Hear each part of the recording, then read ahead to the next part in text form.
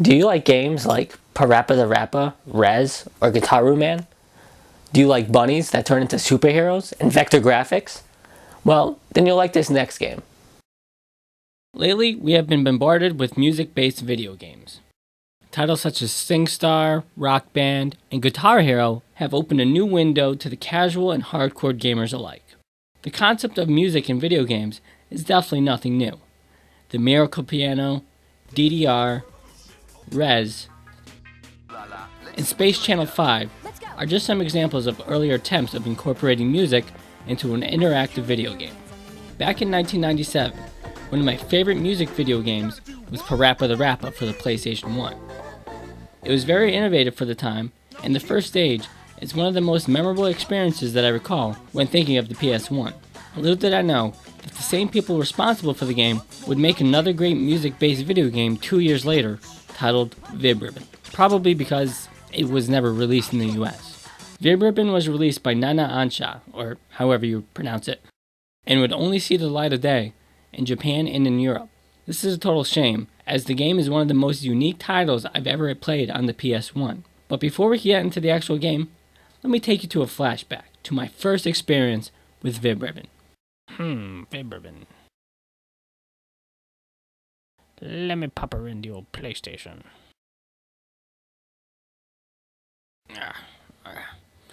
Let's see how this works.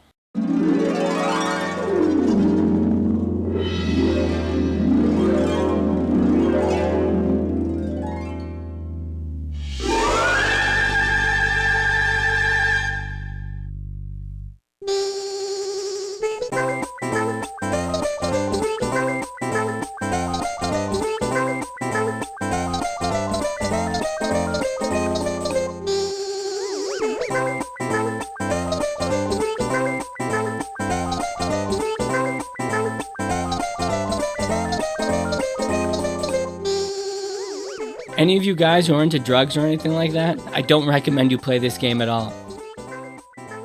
The vector-style graphics were just a shock to me when I first saw them. They make the game so visually artistic that it's mind-boggling how someone can think of using them like this, especially on the PS1, which was one of the key players in ushering the 3D era. The gameplay is similar to Parappa in that you are hitting buttons on the controller at times when the music warrants. You play as Vibby, or Vibri, however you want to pronounce it, a female rabbit that apparently loves music or something, and your mission is to guide her through the game's various obstacles that are actually constructed based on the music you're listening to. How it is deciphered what type of beats trigger what type of obstacles, I am not sure, but you'll find more fast beat songs will create more difficult obstacles. Each obstacle has a button or button combination that has to be hit. For example, I'll be hitting X here when the beat warrants. The first few stages only consist of using one button at a time of the 6 buttons that are used in the game. These makes these stages fairly easy, and they're great introduction levels for anyone just learning how to play. Difficulty will take a fairly sharp turn though when you start approaching the later levels. Combinations of the main 6 buttons are used for more exotic looking shapes, which you have to decipher on your own from what you have learned in the earlier stages. For example here, we have a circle with spiky things on it. So we have to combine the command for the circle and the spiky things at the same time.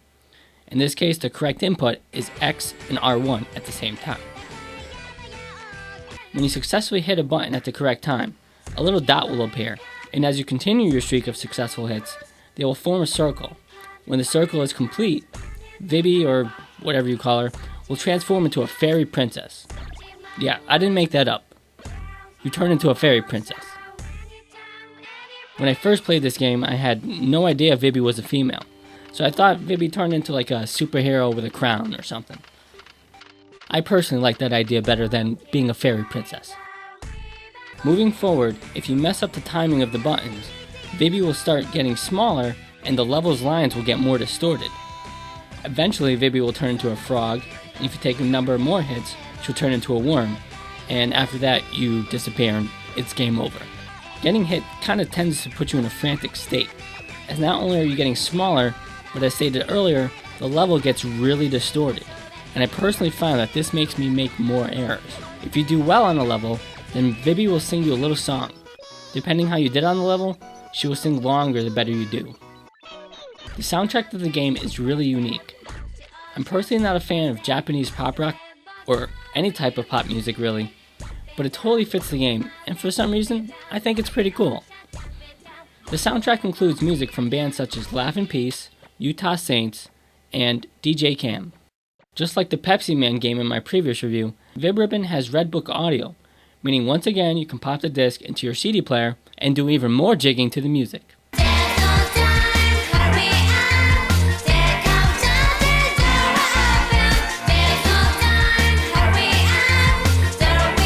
Again, if that's what you're into. One really neat feature of the game is that you can use your own music CDs to play the game. The game will then calculate the correct patterns for the game, allowing you to create an almost endless amount of new gameplay.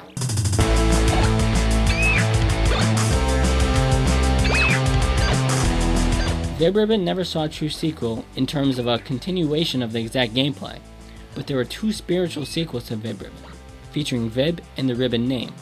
Vib-Ribbon, or Vib-Ribbon, however you want to pronounce it, was a text-based game with kanji, released for the PS2 in Japan. There was also Vib-Ripple, which was some sort of trampoline music type game that used digital pictures you uploaded on your PS2 as trampolines. Really weird stuff. Technically, Vib-Ripple is a true sequel to Vib-Ribbon, but I personally refuse to accept that. Vib-Ribbon could have been an awesome series, but unfortunately we were denied a true sequel to this game. There have been talks going on for some time now that the game might come back as a port or a remake or an entire new game for the PlayStation Network on the PlayStation 3, but Sony has repeatedly denied such rumors. I personally hope that the game will be revived in some fashion in the near future.